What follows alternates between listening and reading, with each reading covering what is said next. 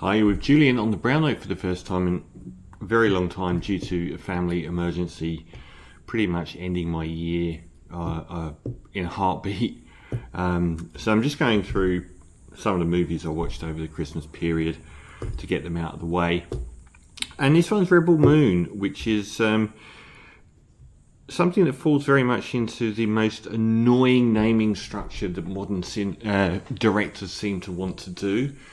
An appalling name. Rebel Moon's fine, but Rebel Moon and calling it Rebel Moon dash Part 1 colon A Child of Fire is absolutely awful. I don't know why they keep doing this.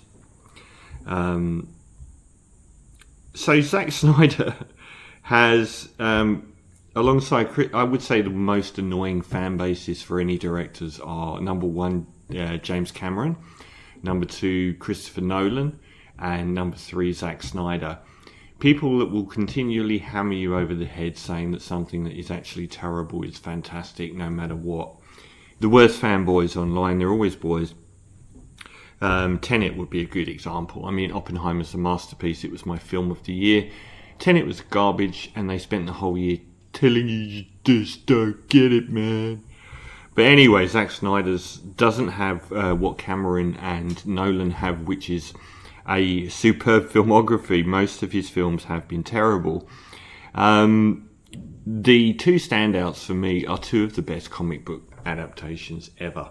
Watchmen, given his filmography, unexpectedly great, given the complexity of the source material, and much loved now. And also these, much against my better judgment, Zack Snyder's Justice League I think is one of the greatest, the rival of the best of the MCU world.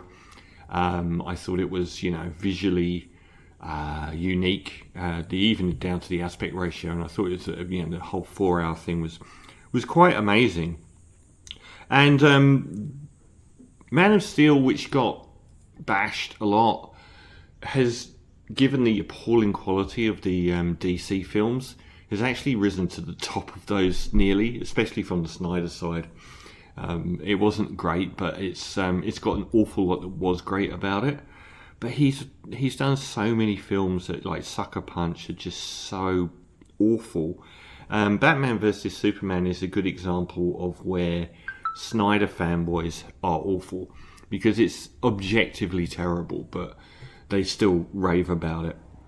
Now, I didn't even hate Army of the Dead. I didn't think it was great, but compared to Rebel Moon, which has an absolutely stonking... So he's come out of the whole DC thing as a cult hero. And the fact that the Snyder Cut ended up being so revolutionary in the fact that it wasn't a director's cut, which assumes you're extending or removing stuff that's already there. It was a complete... Like the feel, the tone, everything was different. The dialogue was different. The performances were different. They reshot so much, like $80 million worth of stuff was added to it. It was a different film entirely. So he's come out on high, and as a cult hero, feeling that he was hard done by having Justice League taken off of him, and then the person that did Justice League ending up with one of the biggest piles of shit in movie history. So he's like, he's come back with just the... So his scores for Rebel Moon on Rotten Tomatoes and Metacritic are Olympic level terrible. It's not just, 50%. You're talking 23%. That is in a rarefied group of films on how bad it is. And 31% on Metacritic, indicating an average of 3.1 out of 10. That is really low. Even most of the poor post-MCU Endgame films are going to get, 46%, 50% on Metacritic. And this is like the worst reviewed of all of them. The film is famously Zack Snyder trying to get on the Star Wars bandwagon, taking them a movie, them saying no for some reason. Perhaps they looked at the movie he was offering, and then him going to Netflix or whoever and spending $170 million making a pointlessly two-part sci-fi movie, which is also going to come out with 2 director's cuts, and it's famously being called the very, very derivatively Star Wars plus the 7 Samurai. And all the Snyder boys are out saying Star Wars was derivative. Yes, Star Wars was inspired by other films and created an entirely new universe on its own. This does not. It just repeats stuff in other films. So we get a farming colony. I must admit I nearly switched it off after 15 minutes because the opening monologue by Anthony Hopkins was so cringe-inducing. Then you see the spaceship coming out of a vagina, which was so unintentionally hilarious. And then you get the noble farming savages, who are various elements of like the Northmen and Braveheart, and they're farming in a technological future, kind of like the people from Star Wars were at the start. And the evil empire appears and says it's going to take all of their grain away, and they have 10 weeks to grow all the grain that the empire's going to take, and then they'll be left to starve to death. So one of the inhabitants of the village ends up murdering the people on the ground, the soldiers left behind to guard the villages and make sure that they do their farming. She is the star of the show and ends up heading off. She's played by Sophia Boutella, who I've had a lot of time for. Even in this stage, there's so many elements that are completely baffling to me. For one thing, Sophie Boutella, if you ever seen a film like The Mummy or Atomic Blonde, where she has shone out, she's shone out for things like her sensuality or humour, where she's been electric on screen. Anyone that watched The Mummy, the Tom Cruise one, walked away saying, but she was great. So why put her in a role that's a rote post T2 buff action heroine role that could have been played by anyone?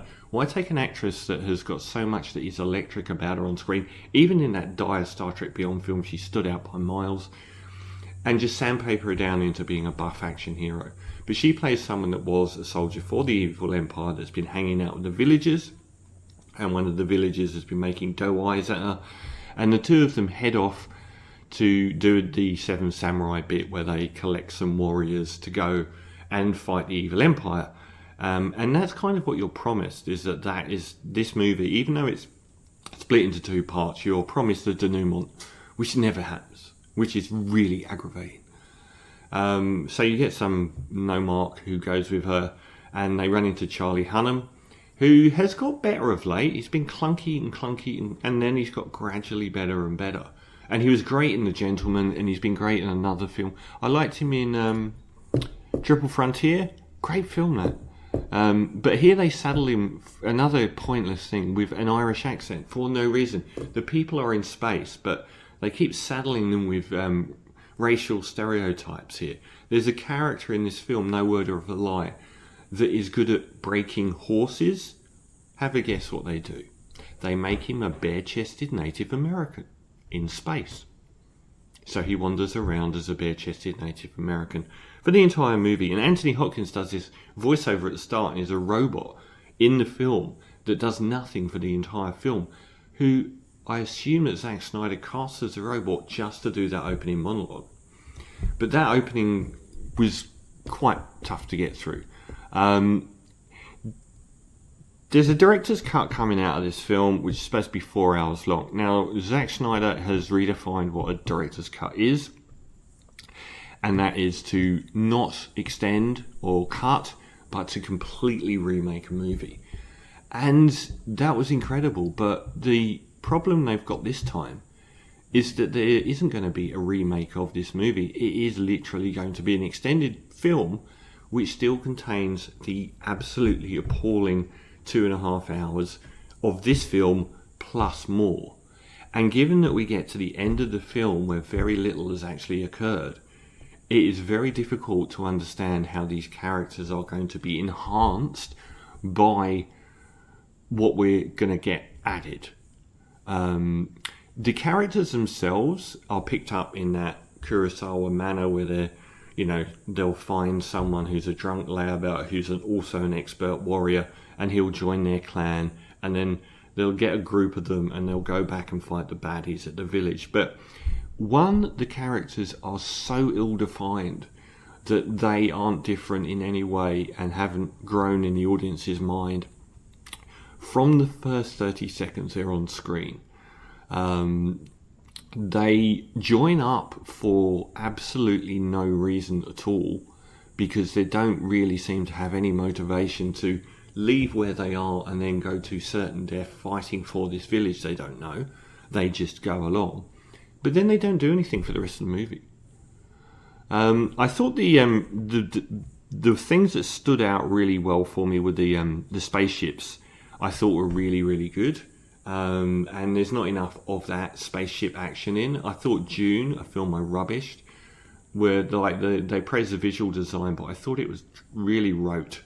But here I thought the spaceships looked really cool. But there's just not enough of that action in it. And the villain, Ed Skrein, who plays a combination of Christopher Waltz's Nazi from Inglourious Bastards and Eddie Redmayne's epic character from Jupiter Ascending, a famously bad performance. And that's all for the better. That's what I want from this film. Unfortunately, it's not bad enough to be good often enough. And I think the real falling down here, there's some stylistic elements, which are the slow-mo, which has been the constant use of slow motion. Zack Snyder's somebody that needs somebody to tell him not to do things. He needs someone to write his screenplays, so there's an actual story. He needs someone to write the script, so the dialogue isn't as clunky as it is here. And he needs someone to say, can you just not do the slow-mo thing all the time? Which is, even Snyder fans are just going nuts about, saying, God's sake, can you switch off that slow-mo stuff? So, I mean, no one other than Ed Skrein really stood out. Sophie Boutier's fine.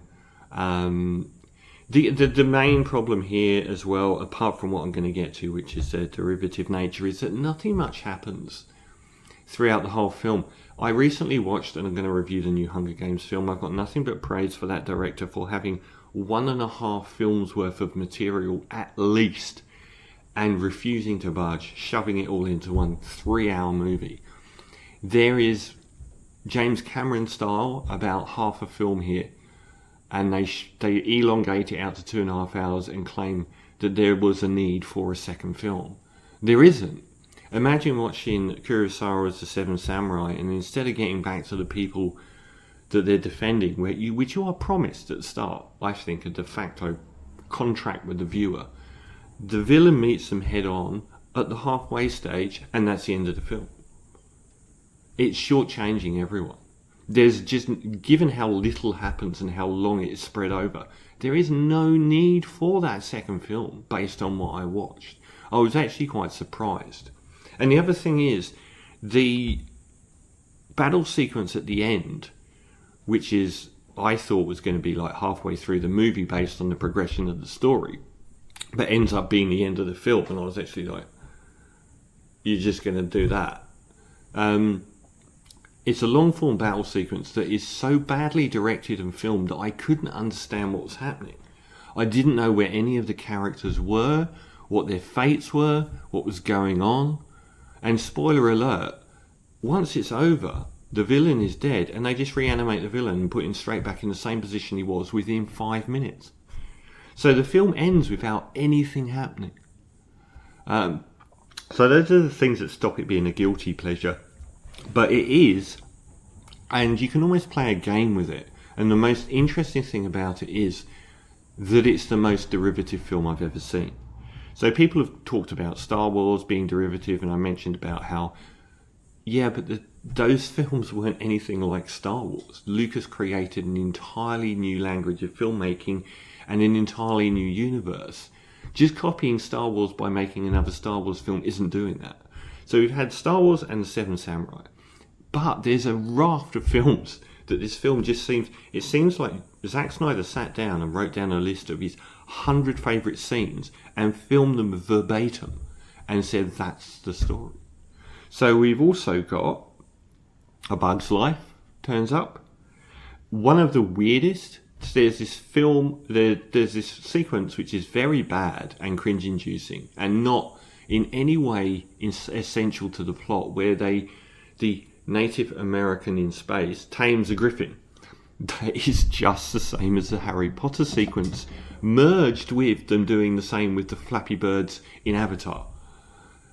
We also get, like the Ed Skrein character, a lot of his scenes really reminded me of the Eddie Redmayne scenes in Jupiter Ascending, Valerian, a film I've got a lot of time for. Many people have said that the whole sort of setup is very much the miniature board game, the miniature action battle board game Warhammer 40k. Dune is frequently a reference point. Braveheart, for some reason, and the Northmen, particularly when they're dealing with the villagers. Again, he just gives them accents that no one can handle. The accents are really atrocious, but it's for no reason. It's just bizarre. It's like him saying, make them a bit sort of Nordic and a bit Irish jiggy. I don't know what goes through this guy's head. Battlefield Earth came up. Watching this, the John Travolta Battlefield Earth film.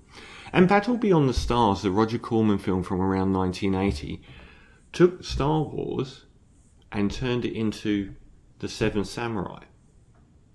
Like this is the most derivative film I have ever seen in my life.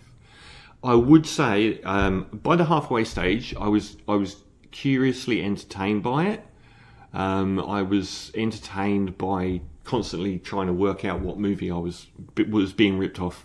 And I also thought, well, they've set up quite a good denouement, because this dreadnought battle station that they're going to fight at the end is going to be great. But then they just ended the film. And I was like, we haven't travelled anywhere. None of the sequences were really memorable. None of the characters were memorable. None of the writing was awful. Both the screenplay and the words spoken by the actors were terrible. And the action sequences Snyder directs are so difficult to follow. Plus he overuses the slow-mo thing. So I would watch it as a semi-guilty pleasure.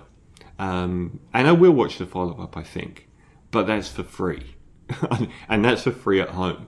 There is no way on God's green earth you would ever go and pay to watch this dross in the cinema. But one of his worst, not as bad as something like Sucker Punch, not as dreary as something like Batman vs Superman, but certainly Rebel Moon, with the very long title for no apparent reason, is definitely an appalling film, but in some ways a curiously fun one, just not how the director intended. So I'm going to give it a 3.5 out of 10 for Rebel Moon.